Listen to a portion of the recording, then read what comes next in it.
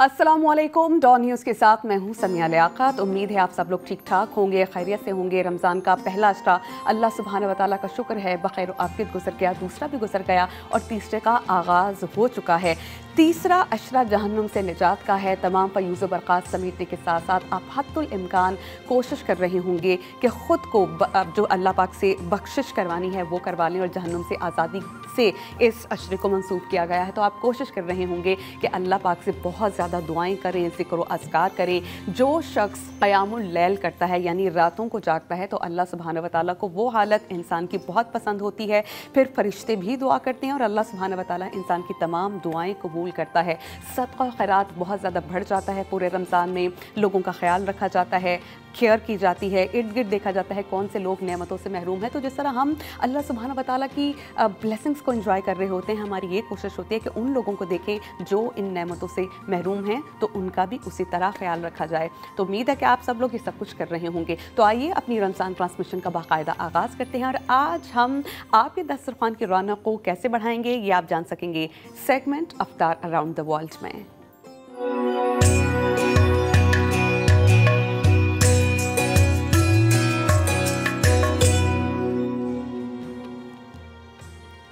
तो हमेशा हम रुख करते हैं कुकिंग काउंटर का, जहां पर आज हमारे शेफ़ रिजवान खान हैं। उन्हें सबसे पहले कहेंगे हम अस्सलामुअलैकुम। वालेकुम अस्सलाम। शेफ़ रिजवान कैसे हैं आप? अल्हम्दुलिल्लाह। आज हम क्या बनाने जा रहे हैं? ये मेरा बेसिक प्राइमरीली क्वेश्चन हमेशा होता है क्योंकि लोगों को जानना होता है कि भाई हम आके स्क्रीन्स के सामने बैठ गए हैं, आज क्या पका रहे हैं आप?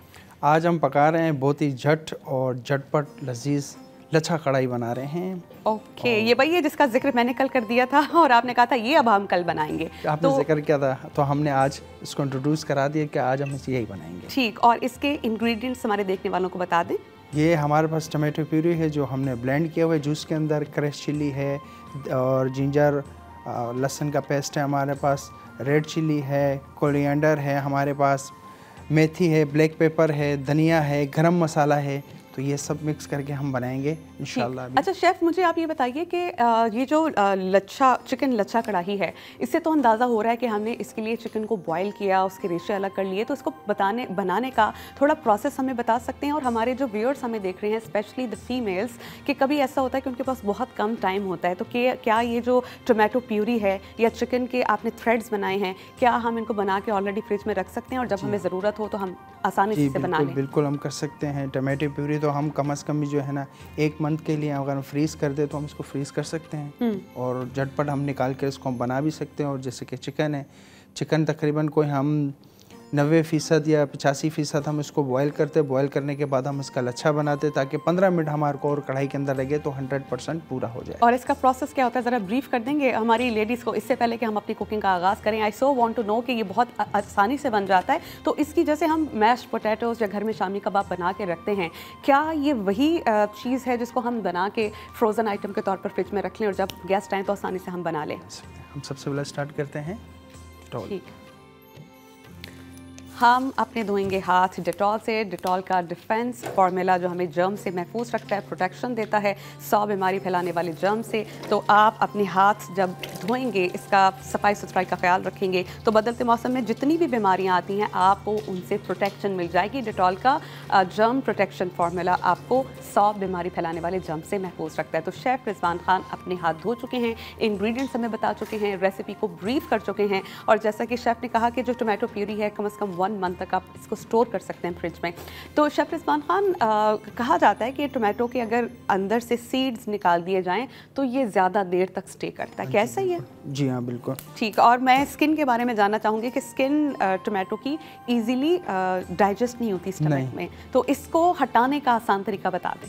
इसको हटाने का आसान तरीका ये है कि इसको बॉयल पानी में हम इसको बॉयल करते हैं, तकरीबन 10 मिनट के लिए बॉयल करें कट लगा के। ओके। जब हम कट लगा के बॉयल करते हैं 10 मिनट के बाद हम इसको निकालें तो स्किन इजीली इसमें से उतर जाता है। और सेम कटिंग के बाद बीज भी निकाल लें इसको तो वो ईजी है। ठीक, तो ये हम ऑयल इस्तेमाल करेंगे इसमें। हमने स्टव को ऑन कर दिया है, कम ऑयल इस्तेमाल करेंगे, बिल्कुल ही कम। ठीक, मैं यही जानना चाह रही थी कि जब हम बनाते हैं चिकन में बहुत ज़्यादा घी एब्जॉर्ब हो जाता है, क्योंकि अगर आप बाहर ऑर्डर करें तो आपको ऑयल का हैवीनेस का ख्याल रहता है, लेकिन घर में आप बनाएं तो आप इसको मॉडिफाई कर सकते हैं। ये अदरक और लहसुन का जो है ना हमने इसमें पेस्ट इस्तेमाल किए हैं, कितना? तकरीबन 1 टीस्पून। ओके। अब हम इसको अच्छी तरीके से बुनाई करेंगे।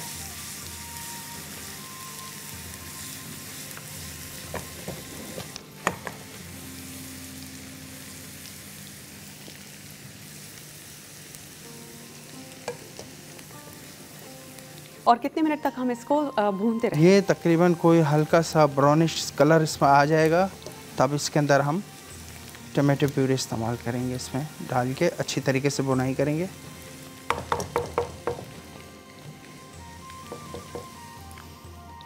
चिकन के स्मेल को ख़त्म करता है, लेकिन हमने बॉयल पॉइंट पे भी जो है ना अदरक लहसुन का इस्तेमाल किया था ताकि स्मेल इसका चला जाए। और ये देखें अब हमारा लहसुन गोल्डन की तरफ आ रहा है, अदरक लहसुन। अब हम इसमें ये तकरीबन 4 अदद टमाटो। अच्छा, 4 टोमेटोज अगर हम लेंगे तो कितनी चिकन की क्वांटिटी होनी चाहिए जिसमें हमें ये लगे कि हम उसमें बना सकते हैं? तकरीबन कोई 500 ग्राम, यानी ½ kg के लिए टोमेटोज होने चाहिए 1 से 1.5 पाव, ऐसा ही है? जी हाँ। और ये हमने नॉर्मल साइज टोमेटो लिए जिनको हमने बॉईल किया, पील ऑफ करने के बाद इसके सीड निकाले और इसकी हमने प्यूरी बना ली।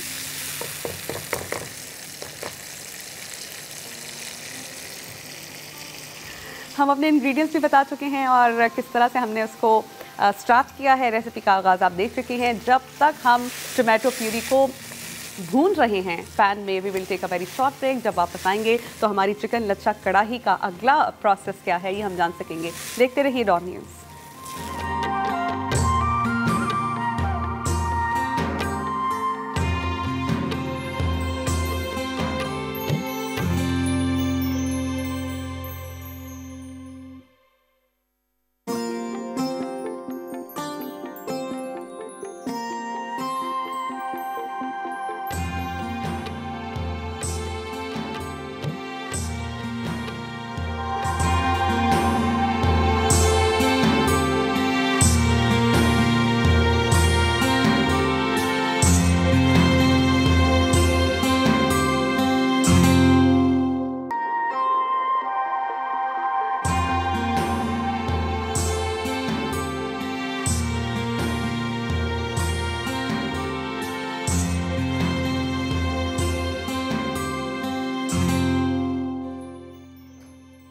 Welcome back after the break. हम बना रहे हैं चिकन लच्छा कढ़ाई और ये झटपट बन जाती है, बहुत जल्दी बन जाती है। All you have to do is कि इसकी टोमेटो प्यूरी तैयार रखें और इसके अलावा जो हमारा चिकन है बेसिक इंग्रेडिएंट इसका, उसको हम पहले से बॉइल्ड रखें। तो हमने ब्रेक पर जाने से पहले अनियन और गार्लिक के पेस्ट को ऑयल में सौते करने के बाद उसमें हमने टोमेटो प्यूरी ऐड करके भूनना शुरू कर दी थी। तो शेफ़ रिजवान अब बताइए अब हम क्या करने जा रहे हैं? अब हम इसमें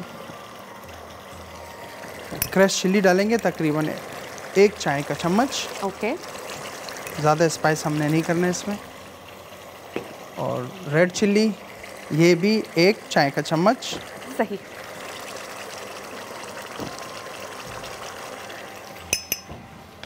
और इसमें हम डालेंगे धनिया पाउडर, ये भी 1 चाय का चम्मच। ये हमने क्या ऐड किया दोबारा बताइए?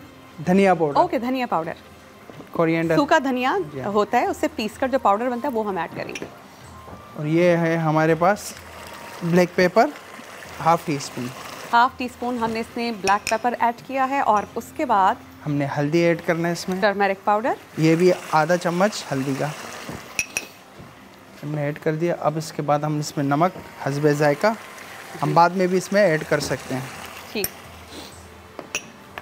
अब हम अच्छी तरीके से इसको, अब देखें इसका कलर कैसा चेंज हो। मैं वही देख रही हूँ कि टर्मरिक ऐड करने के बाद और जो आपने इसमें मिर्च ऐड की है उससे इसका कलर मज़ीद इन्हांस हो गया। क्योंकि टमाटर है ही रेड कलर का तो और अच्छा जो रिच है रेड कलर वो इसमें आ रहा है। तो हम इसको कितनी देर भूनेंगे तमाम इंग्रेडिएंट्स ऐड करने के बाद? इसको हम तकरीबन कोई 3 से 4 मिनट के लिए भुनेंगे ताकि जो मसाले का कच्चापन है वो इसमें हल हो जाए। अच्छा, मैं आपसे जानना चाहूँगी शेफ़ रिजवान, जब हम कढ़ाई बनाते हैं तो टमाटर और चिकन की जो रेशो है वो कितनी होनी चाहिए? क्योंकि कभी हम ग्रेवी बनाने के चक्कर में टमाटो की प्यूरी ज़्यादा डाल देते हैं और उससे चिकन खट्टा हो जाता है। टमाटो जैसे कि हमने अभी तकरीबन ½ किलो अगर हमने चिकन लिया है विद बोन वाला, तो इसके अंदर हमने 4 से 5 अदद टमाटर डालने, इससे ज़्यादा नहीं डालना। ओके। इससे एक एक ग्रेवी की थिकनेस और ग्रेवी भी एक रोटी के नवाले के हिसाब से आपको मिले। ओके। ये हम इस पे चिकन ऐड कभी रेस्टोरेंट्स में जाएं और आप उनसे कहें कि ग्रेवी ऐड कर दीजिए तो वो बाकायदा आपको बताते हैं कि मैम अगर आपने हमें ग्रेवी ज़्यादा करने को कहा तो ग्रेवी होती टोमेटो से है और उससे फिर इसका रेसिपी का जो टेस्ट है वो चेंज हो जाएगा। तो मैंने इस लिहाज से पूछा कि अगर जो लोग शौकीन हैं ज़्यादा ग्रेवी के, उसका कोई हल नहीं है इसका मतलब? हाँ, इसका हल नहीं है। अब ये देखें ना कितना अच्छा, इतनी जितनी ग्रेवी मैंने बनाई थी इतना ही हल हो गया इसके अंदर। अच्छा शेफ, बहुत से लोग योगर्ट का इस्तेमाल करते हैं कि कढ़ाई में योगर्ट ऐड कर दें, तो क्या डिफरेंस आता है विद योगर्ट और विदाउट योगर्ट कढ़ाई में? योगर्ट में ग्रेवी बन जाती है। ओके।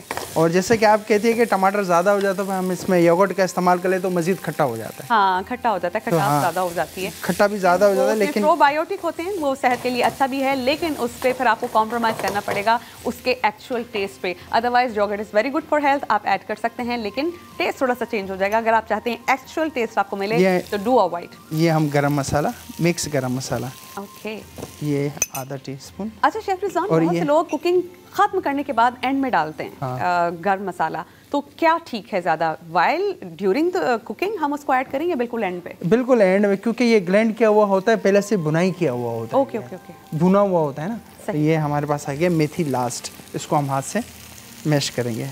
अब हम स्क्रीन पे प्ले करेंगे अपना इंग्रेडिएंट कार्ड, रेसिपी कार्ड आप नोट कर लीजिए। इंग्रेडिएंट्स: चिकन लेंगे 300 grams, garlic paste 1 tablespoon, black pepper लेंगे हम 1 टेबलस्पून, क्यूमिन पाउडर लेंगे 1 टीस्पून, गरम मसाला लेंगे 1 टीस्पून, सॉल्ट टू टेस्ट लेंगे, जिंजर पेस्ट लेंगे 1 tablespoon, tomato puree 200 grams, red chilli हम लेंगे 1 टीस्पून, कोरिएंडर पाउडर 1 टीस्पून, मेथी जो है ड्राइड वो लेंगे हाफ टीस्पून, और ऑयल लेंगे हम 100 ग्राम्स। इसके अलावा फॉर गार्निशिंग हमें चाहिए होगा जिंजर, इसकी कटिंग होनी चाहिए जेवलिन स्टाइल में। कोरिएंडर लेंगे हम as required but it should be fresh. इसके अलावा ग्रीन चिली लेंगे, ये भी फ्रेश होनी चाहिए। और एंड पे इसकी गार्निशिंग हम इन तमाम ग्रीन मसाला जात से करेंगे। और देखिएगा कि रेड कलर के ऊपर ग्रीन का combo, it looks fabulous. Colours की केमिस्ट्री शेफ़ से अच्छी कोई नहीं जान सकता, क्योंकि कुकिंग के दौरान हमने कलर्स को इन्हांस्ड ही रखना होता है, इतना पकाना होता है कि कलर्स डेड ना हो जाएं, डल ना हो जाएं। ओवर कुकिंग से हमेशा ऐसा होता है कि वेजिटेबल्स की जो न्यूट्रिशन है वो ख़त्म हो जाती है, और उसके ख़त्म होने से उसका कलर्स भी डल हो जाते हैं। तो make sure when you are cooking vegetables तो उनको उतना ही बनाइए कि पक जाएँ, कच्ची भी ना रहें, और उनकी ग़िज़ायत भी ख़त्म ना हो, क्योंकि ग़िज़ायत ख़त्म हो जाए तो कलर्स बिल्कुल उनके डाल हो जाते हैं। तो हमारी जो आज रेसिपी थी चिकन लच्छा कढ़ाई, वो ऑलमोस्ट रेडी हो चुकी है, and chef is going to put it in the plate. Plating कर रहे हैं, और उसके बाद मरहला आएगा इसकी डेकोरेशन का, गार्निशिंग का। अच्छा शेफ, मुझे बताइए इसके लिए ज़्यादा बेस्ट क्या है, हम बोनलेस चिकन लें या बोन वाला लें? कहा जाता है बोन वाले गोश्त में ज़्यादा ग़िज़ायत और टेस्ट होता है ड्यू टू द बोन्स, और बोन्स का उसका जो ब्रोथ होता है वो उसमें जज्ब हो जाता है, तो ज़्यादा अच्छा आता है। हाँ, बोन ज़्यादा अच्छा होता है। उसकी दूसरी वजह ये है कि जब हम कढ़ाई बनाते हैं तो उसके मुख्तलिफ नाम होते हैं, ठीक, तो उसके इंग्रेडिएंट्स चेंज होते हैं, उनकी चीज़ें चेंज हो जाती हैं। तो जब तक हम अपनी जो प्लेट में पोर कर चुके हैं, गार्निशिंग हम आगे करेंगे। We have to take a very short break, और ब्रेक के बाद इसकी गार्निशिंग करेंगे, प्लेटिंग करेंगे, और फिर अगला मरहला होगा ड्रिंक बनाने का। तो कीप वॉचिंग रौनक रमज़ान।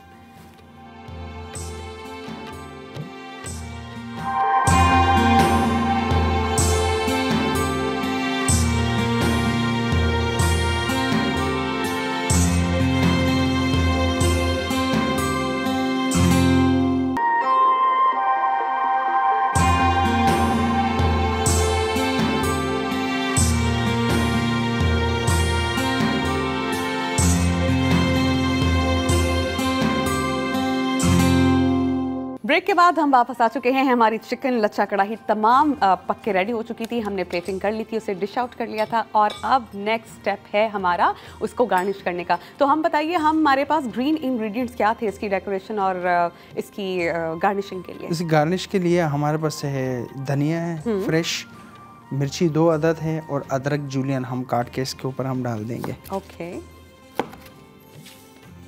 हम इसकी बहुत बारीक कटिंग होगी, और इसको जिवलिन कटिंग कहते हैं, जो मुझे कभी नहीं आती। तो शेफ अगर काट रहे हैं तो you have to see that कि बहुत ही एक्सपर्ट तरीके से कटिंग करते हैं, इक्वल, बिल्कुल ख़राब नहीं होती, माशाल्लाह। कटिंग हमारी हो गई जिंजर की। बहुत अच्छा शेफ, मुझे बताइए इसकी कटिंग करने के बाद इसको हम पानी में भिगोते हैं बहुत रेस्टोरेंट्स में, उसके पीछे क्या इसकी स्ट्रैटेजी है? क्यों ये पानी में इस वजह डुबोते हैं क्योंकि ये अगर पानी में ना रखें तो ये ब्लैक हो जाता है, ब्लैक हो जाएगा, कलर चेंज। और इसके टेस्ट को डिम करने में कितना किरदार होता है उसका? अब ये देखें, ये हमने डाल क्योंकि ये थोड़ा सा तुर्श होता है। अब हम इसके ऊपर थोड़ा सा अब हमारे बारी आई है ग्रीन कोरिएंडर की कटिंग की, उसको अच्छे से हम चॉप करेंगे बहुत बारीक, और उसके बाद उससे उसकी हो जाएगी गार्निशिंग। वंडरफुल, रेड कलर पे ग्रीन और बेज का combo, it's looking very nice. हमारी जो लच्छा कढ़ाई है, चिकन लच्छा कढ़ाई हम बन के तैयार हो चुके हैं। शेफ, क्या हम रेड मीट में भी विद द सेम इंग्रेडिएंट्स कढ़ाई बना सकते हैं विद मटन और बीफ? जी बिल्कुल बना सकते हैं। ठीक, लेकिन उस पर ज़मीन आसमान का फ़र्क आ जाएगा due to white and red meat के डिफरेंस है ना। ये हमारी चीज़ हो गई तैयार। हमारी जो आज की चिकन लच्छा कढ़ाई है वो रेडी हो चुकी है। अब हम शेफ से जानते हैं कि शेफ आज का हमारा ड्रिंक क्या है। आज का जो हमारा ड्रिंक है वो है वाटरमेलन, रूह अफ़ज़ा वाटरमेलन है, रूह अफ़ज़ा मिंट के साथ। ओके, मिंट के साथ हम Rooh Afza watermelon drink ready कर रहे हैं। इसके इंग्रेडिएंट्स भी बता दें। इसके इंग्रेडिएंट्स ये हैं कि ये हमने इसमें इस्तेमाल किया है वाटरमेलन, ठीक है, आइस है, शुगर है और मिंट है। ठीक, और इसके लिए हम इसमें इस्तेमाल करेंगे रूह अफ़ज़ा भी, तो ये तैयार हो जाएगा आज का रूह अफ़ज़ा मिंट वाटर। सबसे पहले वाटरमेलन हम ऐड करेंगे। जी हाँ, इसको हम वाटरमेलन को ब्लेंड करेंगे हम। ठीक, अब हम इसमें ऐड करेंगे रूह अफ़ज़ा। रूह अफ़ज़ा हम इसमें ऐड करना जा रहे हैं। रूह अफ़ज़ा एक एसेंशियल पार्ट समझा जाता है हमारी अफ्तार टेबल का, रौनक बढ़ती है इससे, और रौनक बिल्कुल अधूरी समझी जाती है अगर लाल शरबत मौजूद ना हो टेबल पे। तो अच्छी बात ये है कि ये अच्छी इक़्तिदार को प्रमोट करता है, फैमिली टुगेदरनेस को, ग्रैटिट्यूड को, साथ मिलकर अफ्तारियाँ तैयार हो रही हैं और एक दूसरे की हेल्प जब हम करते हैं ना इसकी मेकिंग में, तो ये वो वैल्यूज़ हैं जो हमें सिखाता है। तो रूह अफ़ज़ा का इस्तेमाल हम तो पूरे रमज़ान करते हैं, आई डू होप कि आप भी कर रहे होंगे। आज का हमारा ड्रिंक भी रूह अफ़ज़ा के साथ ही तैयार होगा। Rooh Afza drink, watermelon mint हमारा आज का ड्रिंक है, और इसकी हम पानी ऐड करने के बाद इसकी ब्लेंडिंग होगी और विद इन नो टाइम हमारा ड्रिंक रेडी भी हो जाएगा। आइस क्यूब इसमें ऐड करना नहीं भूलिएगा क्योंकि उसको ज़्यादा अच्छा इन्हांस कर देते हैं।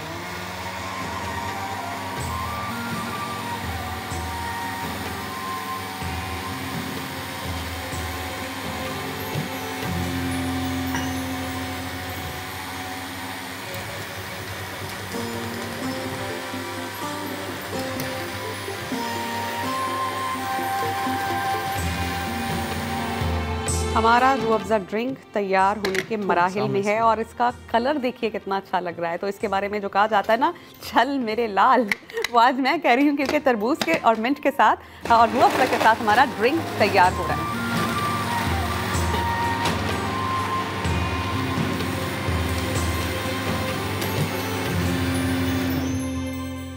हमारा रेसिपी इंग्रेडिएंट कार्ड आप स्क्रीन पर देख सकते हैं। वाटरमेलन हम लेंगे 200 ग्राम्स, रूह अफ़ज़ा लेंगे 50 ग्राम्स, शुगर टू टेस्ट चाहें तो ऐड करें चाहें स्किप करें, मिंट लीव्स लेंगे हम तकरीबन 10 ग्राम्स, आइस क्यूब्स होने चाहिए ताकि इसकी अच्छी सी ब्लेंडिंग हो जाए, और आइस क्यूब जब हम डालें तो अच्छे से क्रश हो जाती है और बहुत ही अच्छा हमारा ड्रिंक रेडी हो जाता है। हमारा ड्रिंक रेडी हो गया, अब हम पोर करेंगे उनको ग्लासेस में, और मेन कोर्स हमारा पहले से तैयार हो चुका है।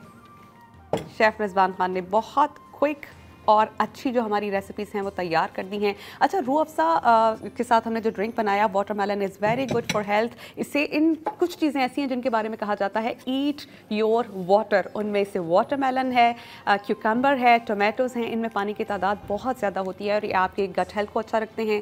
आपको जो दिन भर हुई होती है आपको पानी की कमी है उसको पूरा कर देते हैं, डिहाइड्रेशन होने से बचाते हैं। तो कोशिश किया कीजिए कि अपनी जो चीज़ें हैं उनको इस तरह से मॉडिफाई करें अपनी अफ्तार की टेबल पे कि अच्छा आपको मेन कोर्स भी मिल जाएं और साथ ही साथ हेल्दी स्मूदीज़ और ड्रिंक्स भी आपकी डाइट का हिस्सा रहें। पानी से इफ्तार करें, खजूर से इफ्तार करें, एनर्जी आपको मिलेगी और आप रिफ़्रेशिंग फील करेंगे। और रूह अफ़ज़ा तो है ही बहुत रिफ़्रेशिंग, और हम इसको सालों से देख रहे हैं कि ये इफ्तार की रौनक को दुबाला करता है। शेफ़ रिजवान खान हमारी दोनों रेसिपीज़ बना चुके हैं।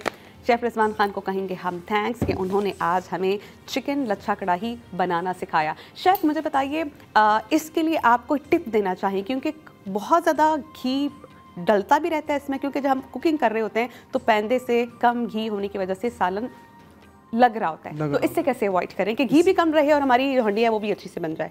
हंडिया इस वजह से कि क्योंकि हमने इसकी आंच जो है ना वो बिल्कुल कम रखनी है, धीमी रखनी है। अगर हम तेज़ रखेंगे तो वो जल जाएगा।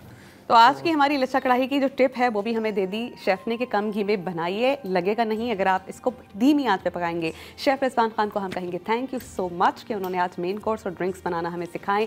हम यहाँ पे एक ब्रेक लेंगे और ब्रेक के बाद जब आपकी खिदमत में वापस आएंगे तो आज के टॉपिक पे कि सदका और खैरात की कितनी फजीलत है, अल्लाह के यहाँ ये अमल कितना महबूब और पसंदीदा है, इसको करने के क्या फ़वाइद हैं और कुरान और हदीस की रोशनी में क्या बयान किया गया है, ये सब हम जानेंगे एक ब्रेक के बाद। तो कीप वॉचिंग रौनक रमज़ान।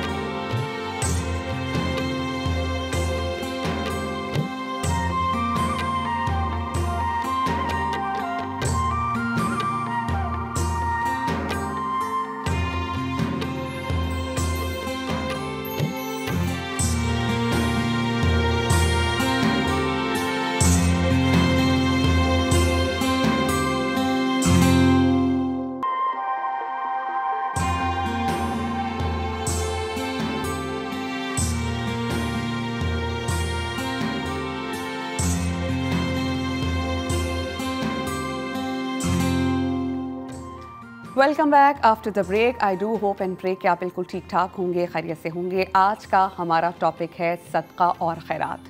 सदका और खैरात क्या है? जो हम पे ज़कात वाजिब की गई है, फ़र्ज़ की गई है, उसकी अदायगी के अलावा जो हम अल्लाह सुब्हाना व तआला की रज़ा हासिल करने के लिए अपने इर्द गिर्द जो नीडी लोग हैं उनकी हेल्प करते हैं, अल्लाह की राह में ख़र्च करते हैं, ये सदका और खैरात कहलाता है। यानी राह खुदा में खर्च करना सदका है। इंसान की अपनी ज़ात के लिए भी ये मुफीद है और वैसे भी इसके बहुत से जो हैं हमें फ़वाइद हासिल होते हैं। जो शख्स दिल खोलकर नेकी के कामों में खर्च करता है तो गरीबों मोहताजों की मदद करता है, उनके माल में हैरत अंगेज़ तौर पर फ़वाइद भी हासिल होते हैं, उनमें बरकत बहुत ज़्यादा होती है। इसके अलावा सूरह बकरा की आयत नंबर 261 की मैं जो ट्रांसलेशन है वो आपके सामने रखूँगी, जिससे आपको अंदाज़ा हो जाएगा कि अल्लाह सुब्हाना व तआला अल्लाह की राह में खर्च करने वाले की मिसाल कैसे देते हैं। कहा गया है कि उन लोगों की मिसाल जो अपने माल को अल्लाह की राह में खर्च करते हैं उस दाने की तरह है जिसने 7 बालियां उगाईं, हर बाली में 100 दाने, और अल्लाह उससे भी ज़्यादा बढ़ाए जिसके लिए चाहे। यानी अल्लाह पाक जिसे चाहे, जो काउंटिंग है उससे कई गुना बढ़ा कर दे, और अल्लाह वुसअत वाला, इल्म वाला है। हमें सदका खैरात कर देना चाहिए। सदका जो है वो बुरी मौत से बचाता है, उम्र में इजाफा करता है, नेकियां बढ़ाता है। इसके अलावा 70 बुराई के दरवाजे हैं जो सदक़े से बंद हो जाते हैं। इसके अलावा ये कहा गया है कि हर शख्स क़यामत के दिन अपने सदक़े के साए में होगा, यहाँ तक कि लोगों के दरमियान फैसला फरमा दिया जाएगा। इसके अलावा सूरह बकरा की आयत नंबर 265 में ये कहा गया है जो लोग अपने माल को अल्लाह की रज़ा हासिल करने और अपने आप को ईमान और अतात पर मजबूत करने के लिए खर्च करते हैं तो उनकी मिसाल एक ऐसे बाग की सी है जो ऊंची सतह पर हो, उस पर ज़ोरदार बारिश हो तो 2 गुना फल लाए,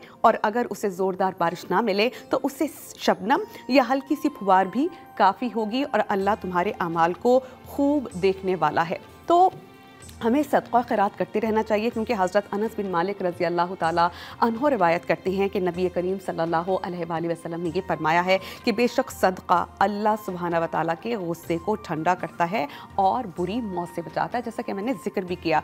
एक और रिवायत ये है कि नबी करीम सल्लल्लाहु अलैहि वसल्लम ने फरमाया कि जो शख्स अपने किसी मुसलमान भाई की हाजत रवाई करता है तो अल्लाह सुब्हाना व तआला उसकी हाजत रवाई फरमाते हैं, और जो शख्स किसी मुसलमान की दुनियावी मुश्किल को हल करता है तो अल्लाह सुब्हाना व तआला उसकी क़यामत की मुश्किलात में से कोई मुश्किल कम कर देगा। तो आपको ये हद्दुल इम्कान देखने की ज़रूरत है कि हमारे इर्द गिर्द बहुत से नीडी लोग हैं जो अपनी ज़रूरियाती ज़िंदगी पूरी करने के लिए हैंड टू माउथ जो हैं वो अपनी ज़िंदगी गुजार रहे हैं, और बहुत सी अपनी बुनियादी ज़रूरियात पूरी करने के लिए बहुत सी चीज़ों को वो रोक रखते हैं कि अब अभी मैं ये ज़रूरत पूरी नहीं कर सकता या कर सकती, तो अभी ये काम कर लेता हूँ। तो आप देखिए कि हमें अपने इर्द गिर्द लोगों का ख्याल किस तरह से रखना है। अब ज़रूरी नहीं है कि आप जता कर दें।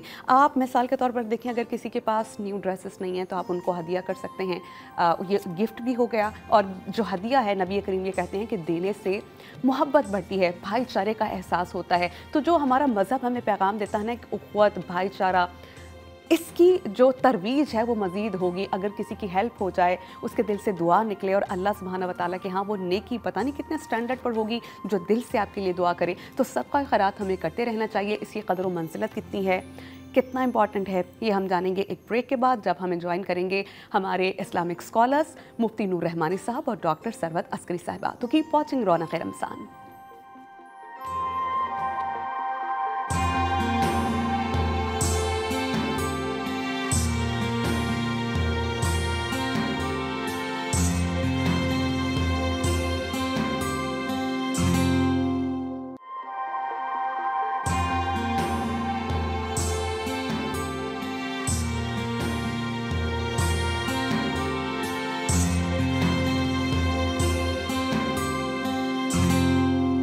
Welcome back after the break. हम बात कर रहे हैं सदक़े की फ़जीलत पर।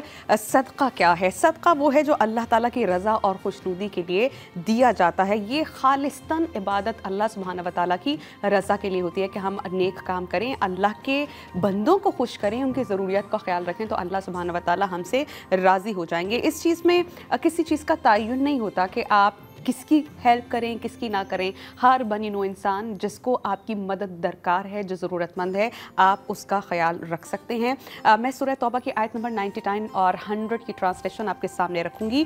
ट्रांसलेशन कुछ यूँ है, और बादा नशीनियों में वो शख्स भी जो अल्लाह पर और यौम आखिरत पर ईमान रखता है और जो कुछ राह खुदा में खर्च करता है उसे अल्लाह के हुजूर तक़र्रुब और रसूल की रहमत भरी दुआएं लेने का ज़रिया समझता है। सुन लो, बेशक वो उनके लिए बाइसे क़ुर्ब इलाही हैं। यानी जो वो काम कर रहा है इससे अल्लाह सुब्हाना व तआला का क़ुर्ब हासिल होगा। जल्द ही अल्लाह सुब्हाना व तआला उन्हें अपनी रहमत में दाखिल फरमा देगा और बेशक अल्लाह बड़ा बख्शने वाला निहायत मेहरबान है। ये आयत नंबर 99 की ट्रांसलेशन थी। 100 की ट्रांसलेशन ये है, और मुहाजिरीन और उनके मददगार यानी अंसार में सबक़त दे जाने वाले, सबसे पहले ईमान लाने वाले, दर्जा एहसान के साथ उनकी पैरवी करने वाले, अल्लाह उन सब से राज़ी हो गया और वो सब अल्लाह सुब्हाना व तआला से राज़ी हो गए और उनके लिए जन्नतें तैयार फरमा रखी हैं जिनके नीचे नहरें बह रही हैं और वो उनमें हमेशा हमेशा रहने वाले हैं। यही ज़बरदस्त कामयाबी है। तो जो हम बात कर रहे हैं ना, पूरा रमज़ान जो हमारा की पॉइंट है, जो हमारी बॉटम लाइन है इस ट्रांसमिशन की, वो यही है कि हम जो मकसद इस दुनिया में लेकर आए हैं कि अल्लाह सुब्हाना व तआला की रज़ा हासिल कर लें, ख़ुद को बख्शवा लें और अल्लाह के बिल्कुल मुतय्यन करदा सुन्नत के मुताबिक अपनी ज़िंदगी गुजारें ताकि अल्लाह हमसे राज़ी हो जाएं। तो सदका खैरात करना भी उन अमाल में से एक है जो अल्लाह के यहाँ बहुत ज़्यादा स्टैंडर्ड वाले अमाल समझे जाते हैं। सदक़े की कितनी क़द्र व मंज़िलत है ये जानेंगे अपने उलमाए कराम से। हमें ज्वाइन कर चुके हैं मुफ्ती नूर रहमानी साहब, डॉक्टर सरवत अस्करी साहिबा। मुफ्ती साहब, मैं आपसे जानना चाहूँगी कि सदक़े की कितनी अहमियत है कुरान और हदीस की रोशनी में और इसकी कितनी अक़साम हैं? रहमत व नसल्ली अला रसूलिल करीम, अम्मा बाद, फ़अऊज़ु बिल्लाहि मिनश शैतानिर रजीम, बिस्मिल्लाहिर रहमानिर रहीम। क़ाल अल्लाहु तआला फ़िल क़ुरआनिल मजीद वल फ़ुरक़ानिल हमीद, यमहुल्लाहु रिबा व युर्बि सदक़ात वल्लाहु ला युहिब्बु कुल्ला कफ़्फ़ारिन असीम। सदक़ल्लाहुल अज़ीम व सदक़ रसूलुहुन नबियुल करीम। तमाम तारीफ़ें अल्लाह सुब्हानहु व तआला के लिए और दुरूद व सलाम अल्लाह के रसूल, हम सब के आका, हम सब के मौला ताजदार मदीना हुज़ूर मोहम्मद मुस्तफ़ा सल्लल्लाहु अलैहि व आलिहि वसल्लम।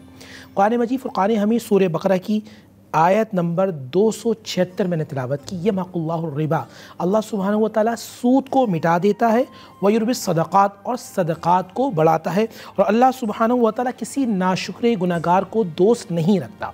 यानी कि जो सूद होता है वो जो सूदी कारोबार कर रहा होता है वो इंसान ख़त्म हो जाता है, और जो जितना सदका व खैरात कर रहा होता है अल्लाह सुब्हानहु व तआला उसके रिस्क में, उसके माल में उतना ही इजाफ़ा फरमाते हैं। पहले तो नाज़रीन ये समझिएगा सदका किसे कहते हैं, वो भी सदक़े की इक़साम के हवाले से।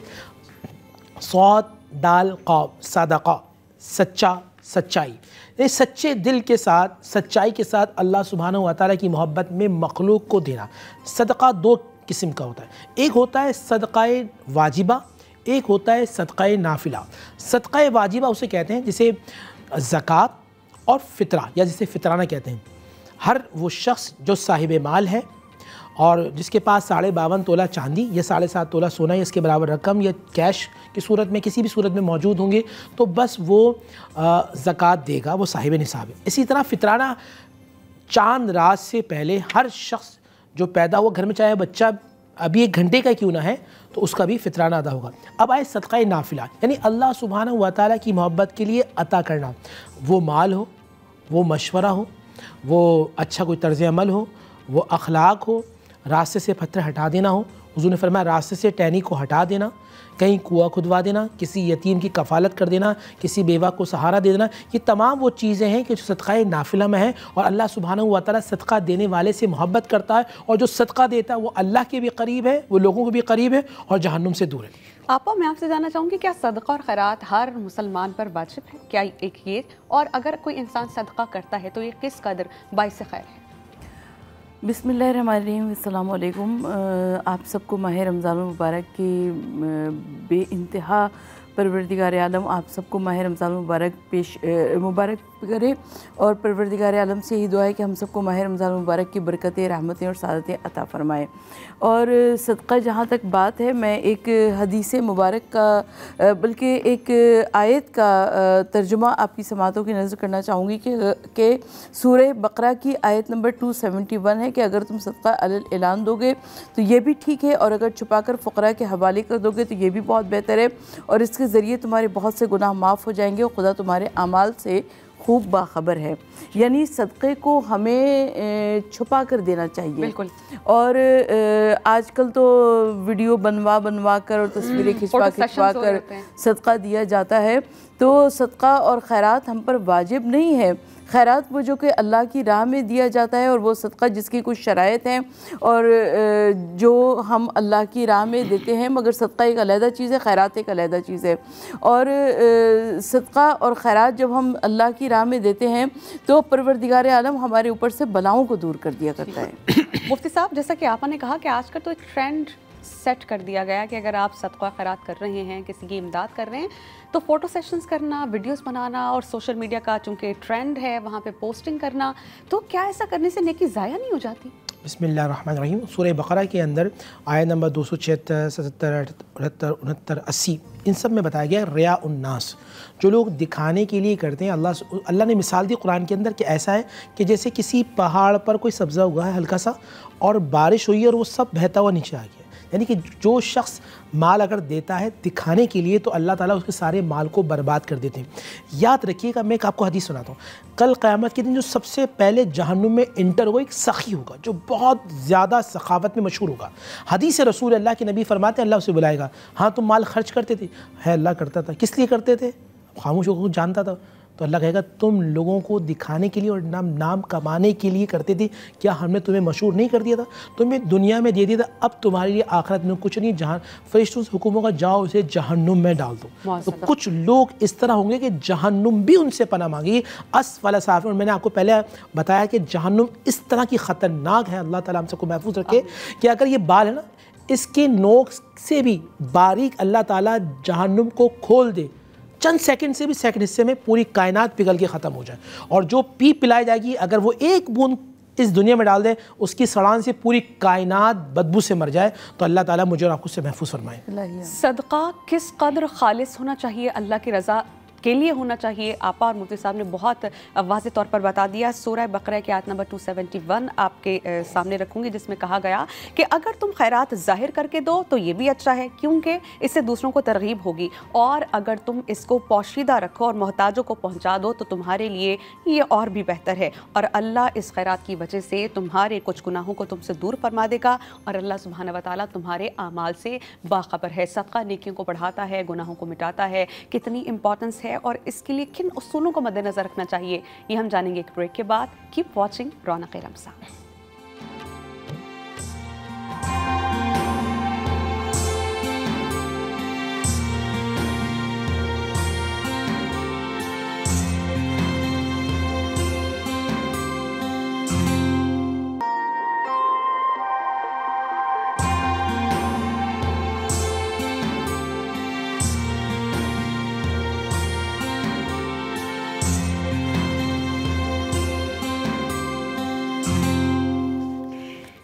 हज़रत अबू हुरैरा रज़ी अल्लाह ताला अन्हु बयान करते हैं कि नबी करीम सल्लल्लाहु अलैहि वसल्लम ने फरमाया कि सदका माल में से कुछ भी कमी नहीं करता, बल्कि बंदे के जो गुनाह हैं वो इससे मुआफ़ हो जाते हैं। अल्लाह सुब्हानहू व तआला उस शख्स की इज़्ज़त में इजाफ़ा करते हैं, और जो शख्स भी अल्लाह सुब्हानहू व तआला की रज़ा के लिए आजिज़ी इख्तियार करता है तो अल्लाह सुब्हानहू व तआला उसके दर्जे बुलंद करते हैं, यानी उनका स्टैंडर्ड रेस करते हैं, और अल्लाह सुब्हानहू व तआला न सिर्फ दुनिया बल्कि आखिरत में भी उसका बहुत ज़्यादा अजर व सवाब देते हैं। अच्छा, हमें मेरे टीचर ने मुझे एक बात बताई थी कि हम जो बैंक्स में अपना पैसा रखवाते हैं कि भाई हम कोई फ़ंड्स बाय कर लें, हमें कुछ प्रॉफिट मिल जाएगा, तो उन्होंने कहा कि जब आप बैंक्स में पैसा रखवा के जो ट्रेड करते हैं आपको कितना % मिल जाता होगा? 10%, 20%, मैक्सिमम, इससे ज़्यादा शायद कभी मिला भी नहीं।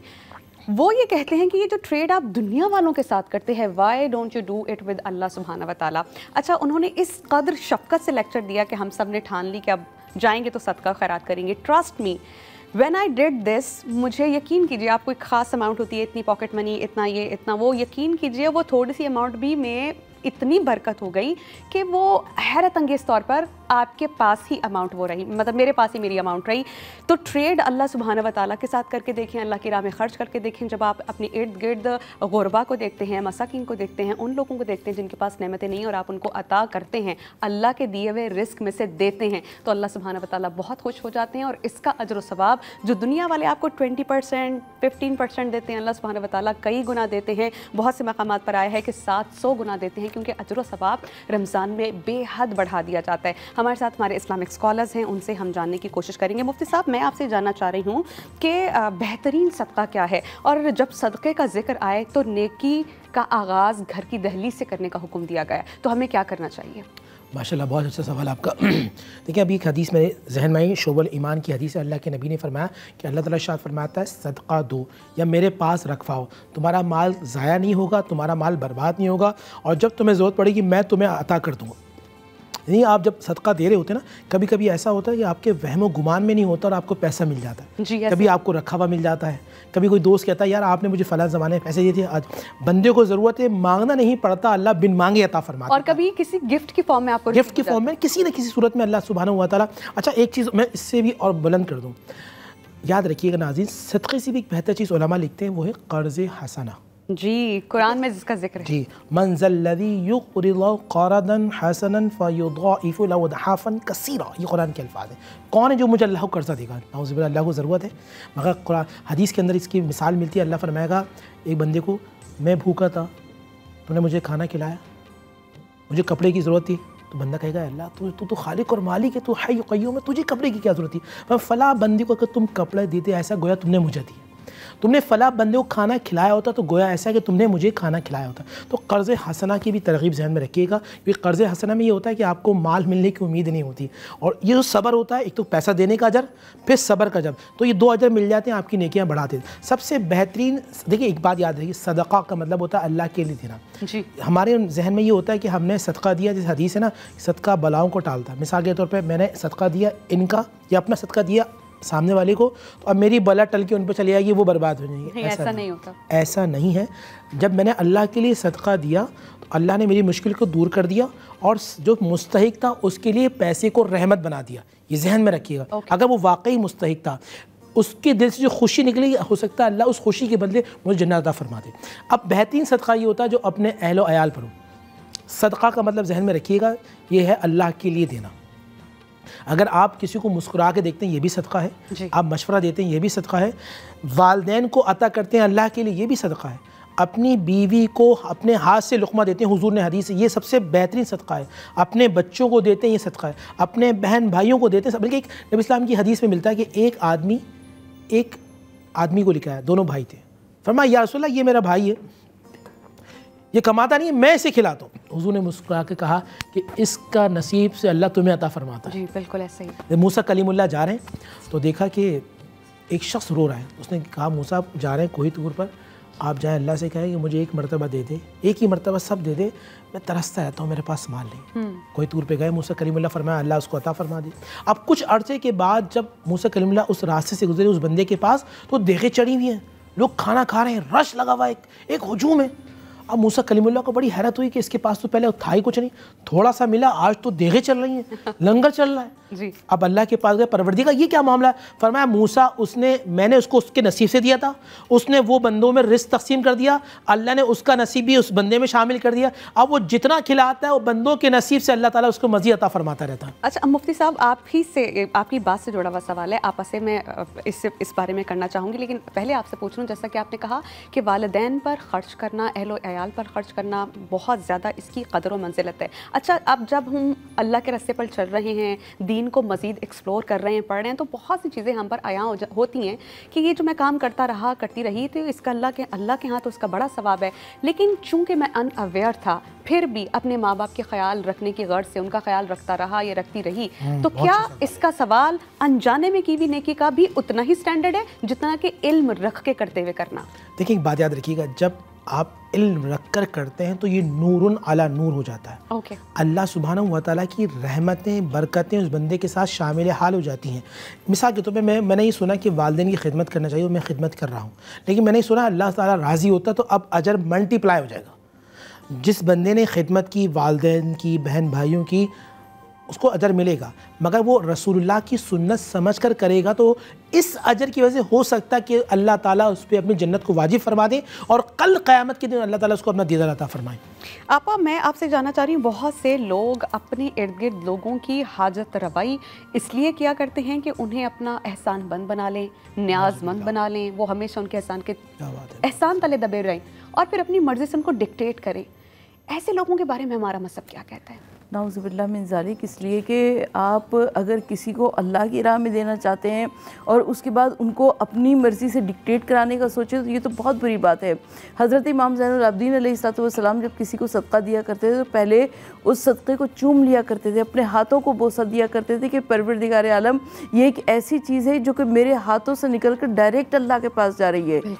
यानी आप अल्लाह की राह में दे रहे हैं और आप उसको अपने मकासद के लिए इस्तेमाल करें, ये तो बहुत बुरी बात है। मुफ्ती साहब, अपनी हाजत रवाई के लिए हम अपने इर्द गिर्द देख रहे हैं, हमारा कोई रिश्तेदार, कोई बहन भाई या गैदरिंग में या हमारे इर्द गिर्द हमारे हल्का अहबाब में कोई एक ऐसा शख्स या एक ऐसी खातून होती है जिनको लगता है सबको कि ना इनसे बात कर ली जाए तो हमारी सारी हेल्प हो जाएगी। अल्लाह के हुक्म से अल्लाह पाक ने उनको इतनी इस्तात दी है कि तमाम लोग अपनी हाजत के लिए उस शख्स से, एक ख़ास शख्स से या ख़ास औरत से राबता करते हैं, तो ये उस इंसान पर अल्लाह सुब्हानहू व तआला का कितना बड़ा करम है कि लोग अपनी ज़रूरियात के लिए उन्हीं से रब्ता करते हैं और फिर ज़रूरत पूरे करते रहने में उनको कितना अजर व सवाब मिलेगा। देखिए, बात याद रखिएगा, जो बांटने वाला होता है वो अल्लाह सुब्हानहू व तआला के करीब होता है। जी। वमिम्मा रज़क़नाहुम युनफ़िक़ून। अब इन्हीं बातों में दो पहलू निकलते हैं। कुछ लोग ऐसे होते हैं जब बंदा मुश्किल में होता है, सामने वाले से मिलता है, उसकी बातें सुनकर दिल में इत्मीनान आ जाता है, तो जो अगर सिर्फ बात करके किसी को मुतमईन कर देता है वो रसूलुल्लाह की सुन्नत को अदा करता है। क्योंकि मदीने में एक ऐसी औरत थी कि जो अक्लमंद नहीं थी, यानी भाभी कहते हैं मजनू या पागल कह सकते हैं। मैं पागल इसलिए नहीं कहता कि वो रसूलुल्लाह ने उसको ने देखा, उसने रसूल को देखा, तो मैं तो ये जुर्रत भी नहीं कर सकता, मगर लिखा है हदीस के अंदर कि पागल जहन नहीं था उसका, ज़हनी तवाज़ुन ठीक नहीं, ज़हनी तवाज़ुन सही नहीं था।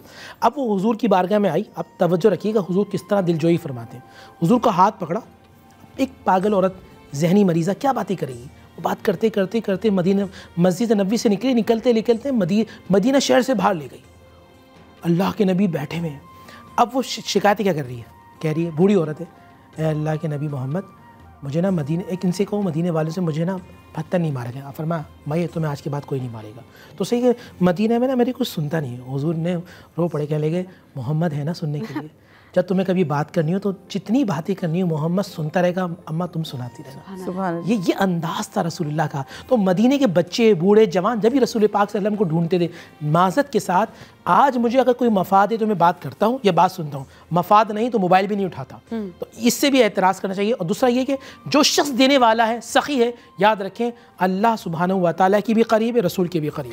हाजतमंद की हाजत को पूरी करना अल्लाह के यहाँ कितना मकाम रखता है, सदका कितना इंपॉर्टेंट है, इस पर मज़ीद बात करेंगे लेकिन एक ब्रेक के बाद।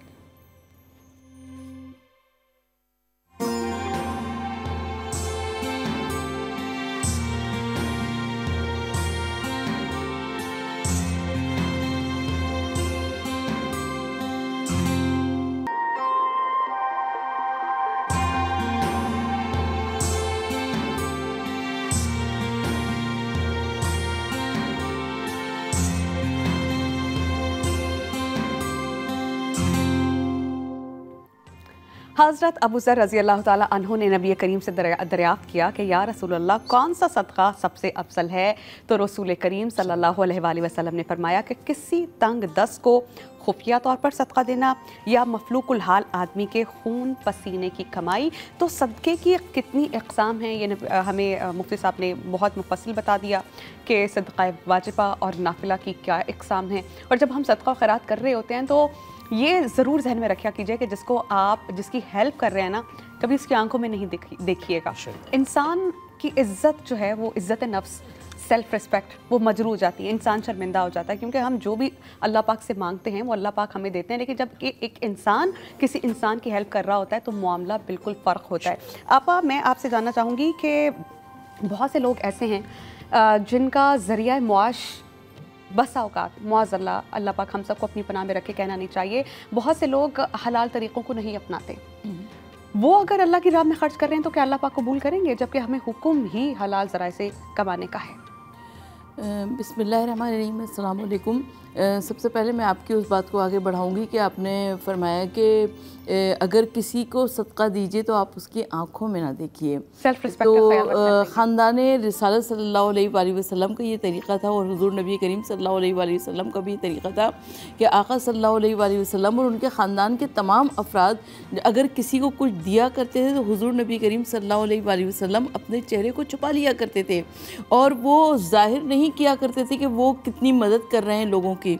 और रिज़्क़े हराम तो यकीनन एक ऐसा है कि अल्लाह ताला सबको महफूज रखे। ठीक, हमें कहा जा रहा है, इससे पहले कि मैं मुफ्ती साहब की तरफ जाऊँ, हमें एक कॉलर ने ज्वाइन किया। जी अस्सलाम वालेकुम, कौन है, कहाँ से? याह्या होंगे मेरे ख्याल से। याह्या हो सकता है, कोई नहीं हो सकता। मुफ्ती साहब आपसे पहले कह चुके हैं याह्या होंगे। जी याह्या, कैसे हैं आप? पहले आपको बहुत सलाम हो। और वालेकुम सलाम। देखिए, असरत आपा के बारे में एक बात करना चाहूँगा। माशाल्लाह इतनी बैलेंस बात करनी है, कभी भी इन्होंने ये नाजायज़ की मर्द या औरत की हिमायत की, हक की बात की इन्होंने, की सबसे बड़ी खूबी है। अच्छा देखिए, मैं दोनों सरदार से पूछना चाहता हूँ, बात यह है कि सबका, कुछ लोग होते हैं जब वो लुट जाते हैं, कभी उनकी कोई मोबाइल छिन गया, कुछ हो गया, कुछ ऐसा हादसा हो गया तो कहते हैं कि सबका चला गया। अब वो जाहिर है सबका तो पहले वो ये क्यों कहते हैं, या कहना चाहिए या नहीं, या सही है या गलत है, ये मेरा सवाल है। दूसरा मेरा सवाल ये है, देखें बात ये है कि हम अपने औलाद का सदका निकालते हैं, किसी तरह निकालते हैं, तो वो सदके की नौयत, जैसे कभी कोई यानी कोई अंडा निकाल दिया, कुछ ऐसे चीजें निकाल दी, क्या ये देना चीजों की सूरत में जायज़ है या इसके लिए कोई और तरीका होना चाहिए? याह्या भाई बहुत शुक्रिया, आप हमेशा शो में आते हैं, शो की रौनक बढ़ाते हैं। आपका सवाल हम तक पहुंच गया। मुफ्ती साहब एंड डॉक्टर सरवत अस्करी साहिबा, याह्या ये हमसे ये सवाल कर रहे थे कि उनके सवाल के दो पहलू थे। एक ये कि अगर वो रास्ते में से गुजर रहे हैं, स्नैचिंग हो गई है, रॉबरी हो गई है, तो हम कह देते हैं चलो जी जान का सदका निकला, कहते हैं क्या ये कहना ठीक है और क्या ऐसा हो जाता है? और सेकंड उन्होंने कहा जब हम सदका निकालते हैं तो उसको लिंक्ड कर दिया जाता है, आप गोश्त का सदका दीजिए, अंडे का सदका दीजिए, क्या ऐसा करना ठीक है, या सदका दें तो किस तरह दें, वो ये जानना चाह रहे हैं। बिस्मिल्लाहिर्रहमानिर्रहीम, ऐसा कहना बिल्कुल भी बेहतर नहीं है, मुनासिब नहीं है कि मेरी जान का सदका किया। किसी ने आपसे छीना है, आपने दिया नहीं है, पहली बात तो ये है। हाँ, ये कि आप अल्लाह सुब्हानहू व तआला की बारगाह में निकालते रहें, देते रहें। मिसाल देता हूँ, वो कुआँ जिससे पानी निकालते रहें वो कभी खुश्क नहीं होता, और कुएं को छोड़ दिया जाए, पानी ना निकालें तो वो कुआं खुश्क हो जाता। इसी तरह जब बंदा अल्लाह के लिए माल देता रहता है, अल्लाह ताला माल को बढ़ाता चला जाता है। हदीस रसूल नबी साहब घर में तशरीफ़ लाए, एक बकरी को अल्लाह के नबी ने सदका फरमाया, तो सिर्फ यानी कि एक जो है ना उसका हिस्सा रह गया बाकी। हुज़ूर ने पूछा कुछ बाकी है, कुछ है खाने को? अब माशरे का फला चीज़ बाकी रह गई। फरमाया बाकी तो जो हमने अल्लाह के लिए दिया वो है, ये बच गया है। तो जो हम अल्लाह के लिए देते हैं वो बाकी हो जाता है और जो हमारे पास बच जाता है। पहली बात तो ये। अब ये है कि सदका किस तरह देना चाहिए, क्या होना चाहिए। बहुत सारे लोग गोश्त का भी सदका देते हैं, दाल का भी, अनाज का भी। जहन में रखिएगा, किसी मुस्तहिक को किसी चीज़ को देना ये बेहतरीन सदका होता है। अगर उसे अनाज की ज़रूरत है तो अनाज दीजिए, उसे कपड़े की ज़रूरत है उसे कपड़ा दीजिए, किसी को खाने की ज़रूरत है उसे खाना। यानी कि आप ये देखें, पहले तो आप अपनी फैमिली के अंदर देखा करें, रिश्तेदारों में, दोस्त में, अहबाब में, कि कौन किस चीज़ की ज़रूरत है। जब आप उसकी मुश्किल को देखकर अल्लाह के लिए देंगे तो अल्लाह सुब्हानहू व तआला आपको दुगना सवाब अता फरमाए। एक तो आपने खबरगिरी की, मुसलमान की दिलजोई की। सेकंड ये कि उसकी ज़रूरत थी, जब आप उसकी ज़रूरत को उस बिन मांगे अता करेंगे, अल्लाह सुब्हानहू व तआला आपको बिन मांगे अता फरमाएगा।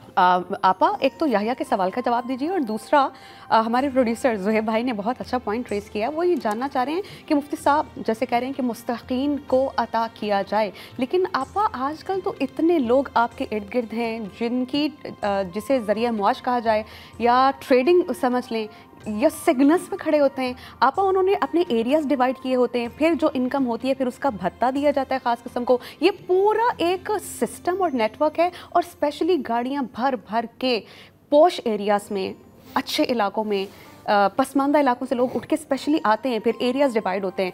तो ऐसे लोगों ने जो सफ़ेद पोश हैं, जो ज़रूरतमंद हैं या मुस्तहीक़ीन हैं, उनको भी मिक्स कर दिया अपने बीच में कि ढूंढना मुश्किल है कि किसको दिया जाए। अच्छा, पहली बात तो ये कि सदका पूरी, जो यहिया के सवाल का जवाब है वो ये कि सदका पूरी रज़ा और रग़बत के साथ दिया जाता है, दिल से। तो आप दिल से देते हैं जब सदका, तो और अल्लाह की रज़ा जानकर। हो सकता है कि कोई किसी को बहलाने के लिए कह देता है कि उसका मोबाइल स्नैच हो गया तो चलो जानकर सदका गया, लेकिन इस तरीके से सदका नहीं होता। ना सदका दिया जाता है, और सदका जब पूरी रज़ा और रग़बत के साथ दिया जाता है वही परवरदिगार आलम की बारगाह में कबूल मकबूल होता है। और दूसरी बात ये कि आपने जो फरमाया, आपके इर्द गिर्द ऐसे अफराद होते हैं, अक़रबा में ऐसे अफराद होते हैं, पड़ोसियों में ऐसे अफराद होते हैं, आप उनको देखिए, उनको तलाश कीजिए और उनको अल्लाह के नाम पर दीजिए, तो परवरदिगार आलम उससे ज़रूर कबूल फरमाएगा। अच्छा मुफ्ती साहब, मैं आपसे ये जानना चाह रही हूँ, बहुत से लोग जैसा कि आपने कहा कि शोहरत की गर्ज से, रियाकारी के लिए, दिखावे के लिए देते हैं कि हमारी लोगों में इज्जत बढ़ेगी। फ़लाँ शख्स ने तो इतने मन गंदम दी, फ़लाँ शख्स ने तो इतने लोगों को इफ्तार कराया, फ़लाँ शख्स ने फ़लाँ की बेटी की शादी करा दी, वो मुस्तहिक़ थी। तो अपना नाम बनाने के लिए, लोगों में दिखावा करने के लिए सदका खैरात करना, लोगों की हेल्प करना, अल्लाह पाक ऐसी नेकी को क्या कबूल करेंगे? देखिए, अब इसके दो पहलू होंगे। पहले तो आपने सवाल किया था, आपस उसको और मैं जवाब दे दूँ। जो सिग्नल्स पे खड़े होते हैं भिखारी पेशावर, उनको देना जायज़ ही नहीं है जी। उनको देना, आपके प्रोग्राम की वजह से उनको देना जायज़ ही नहीं है। वो आपका आपने अपना पैसा बर्बाद किया। जी। आप ढूंढ कर जो आपके अजीज़, लेकिन मुफ्ती साहब बहुत माजरत के साथ मैं आपको रोकना चाहूँगी, फिर वो जो कहा जाता है ना, जो अल्लाह के लिए आपसे मांगे, उनका पहला जुमला ही होता है अल्लाह के नाम पे ये दे दो। तो अल्लाह का नाम जहाँ पर आ गया, अल्लाह की राह पे या अल्लाह के नाम पे, जब अल्लाह का नाम बीच में आ गया तो उस पर फिर बंदा क्या करे? कोई अल्लाह के लिए, अल्लाह के नाम पे कोई गुनाह का काम करे तो आप कर देंगे? बिल्कुल नहीं करेंगे। अल्लाह के लिए किसी को नाउज़ुबिल्लाह कत्ल कर दें, अल्लाह के लिए आप किसी की चोरी कर लें, अल्लाह के लिए किसी की कार छीन लें, अल्लाह के लिए किसी के बेटे को मार दें, अल्लाह के लिए फ़लाँ काम कर दें। अल्लाह का नाम ये देखें जायज़ काम में लिया जा रहा है या हराम काम में लिया जा रहा है। अगर हलाल काम में है तो फिर जायज़ है, और हराम काम में तो बिल्कुल नहीं है। आप इसको मद्देनज़र रखें, जहन में रखें कि हमारी असल में नाउज़ुबिल्लाह ये काम ना, नाउज़ुबिल्लाह अल्लाह उसके रसूल के नाम को बेचा जाता है। बिल्कुल सबसे बदतरीन लोग हैं। अच्छा, मैं यहाँ ये बात करूँ जो आपका सवाल था, अगर कोई शख्स इसलिए काम करता है कि लोगों में रग़बत हो, लोग मिसाल के तौर पे मैंने किसी को कपड़े दिए इस नीयत से कि यार मेरे जानने वाले भी किसी गरीब को कपड़े दें, बता नीयत ये है, तो फिर हो सकता है अल्लाह सुब्हानहू व तआला करम फरमा दे। लेकिन नीयत यही हो कि मेरी वाह हो जाए, मैं मशहूर हो जाऊँ, मेरा नाम हो जाए, तो अल्लाह सुब्हानहू व तआला किसी की मेहनत को ज़ाया नहीं फरमाते, उसका नाम हो जाएगा। लेकिन यहाँ काम भी उतर जाएगा उसका। वो काम इस तरह उतर जाएगा कि कल क़यामत के दिन अल्लाह सुब्हानहू व तआला की बारगाह में वजूही यौमइज़िन खाशिया, उसका उर्दू में तर्जुमा कुरान की आयत कि ज़लील चेहरा करके अल्लाह के सामने लाया जाएगा। मुअज़्ज़ल्लाह। अल्लाह ताला हमें महफूज रखे। हज़रत सलमान बिन आमिर रज़ी अल्लाह ताला अन्हु से रिवायत है कि रसूल करीम सल्लल्लाहु अलैहि वसल्लम ने फरमाया कि किसी हाजतमंद को सदका देना सिर्फ एक सदका है, और रिश्तेदार को सदका देना 2 सदक़ात के बराबर है।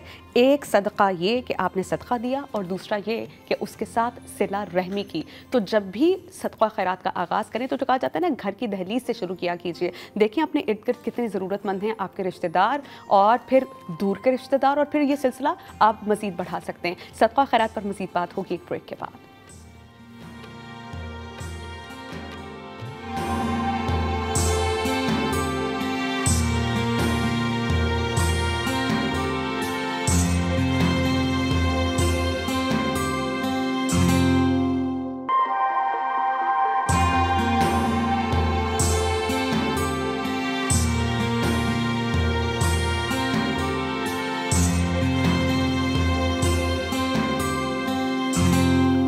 ब्रेक के बाद हम आपको खुशामदीद कहेंगे और आपको बताएंगे कि हज़रत अक़बा रज़ी अल्लाह ताला अन्हु से मरवी है कि नबी करीम सल्लल्लाहु अलैहि वसल्लम ने फरमाया कि सदका अहले क़ुबूर से गर्मी को ख़त्म करता है और मोमिन क़यामत के दिन अपने सदक़े के साए तले होगा। फिर एक और हदीस हज़रत मैमूना बिन्ते साद रज़ी अल्लाह ताला अन्हु से मरवी है कि उन्होंने पूछा, या रसूल अल्लाह, आप हमें सदक़े से मुताल्लिक़ कुछ बताएं। तो आपने फरमाया, जो शख्स सवाब की नीयत से अल्लाह की रज़ा जोई के लिए सदका करता है तो उसके लिए ये जहन्नुम की आग से रुकावट है। सदका खैरात अल्लाह पाक के गुस्से को ठंडा करती है, रहमत को आप पर निछावर करती है और अल्लाह के मज़ीद करीब आपको कर देती है। सदका करना कितना अफजल है ये जानेंगे अपने मुअज़्ज़ज़ उलमा कराम से। मुफ्ती साहब, मैं आपसे जानना चाह रही हूँ कि बहुत से अशख़ास हमारे इर्द गिर्द बहुत नीडी भी हैं। मिसाल के तौर पर एक शख्स ने दूसरे शख्स से कर्ज़ा लिया और अब वो इस पोजीशन में नहीं है कि कोई ज़रिया मुआश नहीं है, कोई ज़रिया आमदन नहीं है, कहीं से पैसे अरेंज नहीं हो सकते और वो इस हाल में ही नहीं है कि कर्ज़ा वापस किया जाए। तो क्या कर्ज़े में नरमी बरतना या कर्ज़ा मुआफ़ कर देना सदका कंसिडर होगा, और अगर ऐसा है तो अल्लाह पाक का क्या इरशाद और हुक्म है इस बारे में? देखिए, पहली बात तो जो कर्ज़ा लें, पहले कोशिश करें कर्ज़े से बचें। लेकिन अगर कर्ज़ा लेना हो तो नियत ये करें कि मैं कर्ज़ा वापस करूँगा। हुज़ूर सल्लल्लाहु अलैहि वसल्लम की हदीस है, जो शख्स इस नियत से कर्ज़ा ले वापस करूँगा और पक्की नियत हो, अल्लाह ताला उसका मुआविन और मददगार बन जाता है। और याद रखिएगा, नबी अलैहि सल्लम कुछ लोगों की नमाज जनाजा नहीं पढ़ाते थे। आप पूछते थे क्या इस पर कर्ज़ है, और कोई कहते या रसूल अल्लाह ये कर्ज़दार है, तो आप नमाज नहीं पढ़ाते थे, यहाँ तक कि सहाबा कर्ज़ा अदा करते थे, फिर रसूलुल्लाह सल्लल्लाहु अलैहि वसल्लम नमाज। आज भी ये हुक्म है कि जो बहुत बड़ा मुफ्ती हो या मुफ्ती आज़म हो, वो कर्ज़दार की, आदि शराबी की, जानी की नमाज जनाजा ना पढ़ाएं तादीबन। ये जहन में रखिएगा। अच्छा, अब जिसने मिसाल के तौर पर मैंने किसी को कर्ज़ दिया है, अगर मैं उसको अल्लाह की रज़ा की खातिर मुआफ़ करता हूँ, ये नरमी करता हूँ। सूरह बकरा के अंदर ये पूरा चैप्टर नाजिल किया, जो शख्स जितनी नरमी बरतता है अल्लाह सुब्हानहू व तआला के, वो उतने करीब हो जाता है। और अगर सामने वाला मजबूर है और वो अल्लाह की रज़ा के लिए मुआफ़ कर दे, तो यकीन है, मेरा ज़न्ने गालिब है कि अल्लाह सुब्हानहू व तआला उसको अपनी जन्नत अता फरमाएंगे और उसको वहाँ से अता फरमाएंगे जहाँ से इंसान का वहमो गुमान नहीं होगा। आपा, मैं आपसे जानना चाह रही हूँ कि बहुत से लोग किसी की हेल्प भी कर देते हैं, सदका भी कर देते हैं, लेकिन फिर ना जगह जगह उस चीज़ का चर्चा करते हैं, भाई मैंने तो उसके फलां टाइम पे याद है इतने 1000 रुपए की मदद की थी, याद है इसके पास पैसे नहीं थे, मैंने इसकी बच्ची को पढ़ाया था। ऐसे करने से जिस शख्स की मदद की हो उसकी इज़्ज़त नफ्स कितनी मजरूह होती है, और क्या ऐसा करके इंसान अपनी नेकी ज़ाया नहीं कर रहा?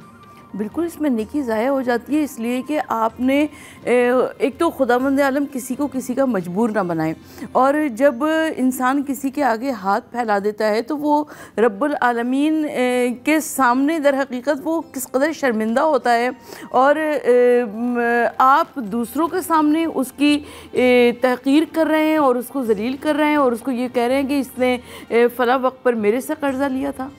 ठीक, नबी करीम सल्लल्लाहु अलैहि वसल्लम का फरमान है कि हर मुसलमान पर सदका करना लाजिम है। सहाबा कराम ने अर्ज़ किया, या रसूल अल्लाह, जिसमें सदक़े की इस्तिताअत ना हो तो वो क्या करे? आपने फरमाया, वो अपने हाथ से काम करके ख़ुद नफ़ा हासिल करे और फिर सदका दे।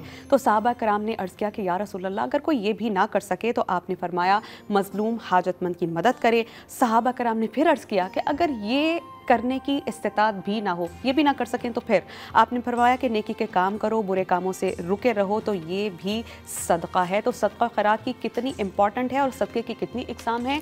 अपनी ज़ात से किसी को नुकसान ना पहुँचे, ख़ुद को रोक के रखना और अपने शर से दूसरों को महफूज रखना, ये भी एक सदका है। तो हद्दुल इम्कान कोशिश कीजिए कि आपके इर्द गिर्द जितने लोग हैं उनको आपकी ज़ात से नफ़ा हो, किसी को कोई नुकसान ना पहुँचे। ये नुकसान आपकी ज़ुबान से हो सकता है, आपकी अमाल से हो सकता है, आपकी ऊंची आवाज़ से हो सकता है, हद तक से हो सकता है। तो कोशिश कीजिए इस रमज़ान किसी का दिल ना दुखाइए और इस प्रैक्टिस को अपनी आने वाली ज़िंदगी का भी हिस्सा बना लीजिए। उम्मीद है अल्लाह सुब्हानहू व तआला हमारे गुज़श्ता गुनाहों को माफ़ करेंगे और हमें मज़ीद एक अच्छा पक्का सच्चा मुसलमान बनाएंगे जो अल्लाह के यहाँ मकबूल होगा, मंजूर होगा और हम अल्लाह की रज़ा हासिल कर सकेंगे।